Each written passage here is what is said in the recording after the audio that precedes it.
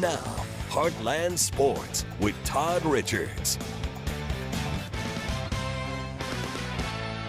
Hi again, everyone. Missouri and Illinois, one of the great rivalries in college basketball, so much so they call it the bragging rights game, and it resumes tonight at Enterprise Center. Both of these teams, well, they haven't played in a game in over a week. Mizzou coming off a pair of non-conference wins. Illinois looking to rebound after a buzzer-beating loss to Nebraska, and no way better to do it than in this historic rivalry game. Illinois head coach Brad Underwood talked about how special it is to have a non-conference rival.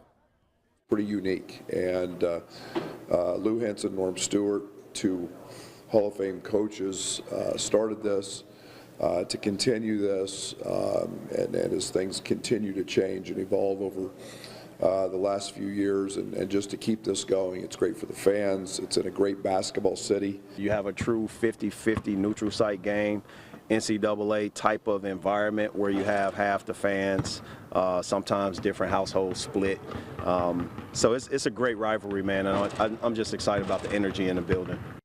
Tip-off set for 7 tonight in St. Louis. Cardinals and Red Sox complete a 4-player trade. Big name, St. Louis first baseman Wilson Contreras going to Boston. Contreras led the team this past season with 20 homers.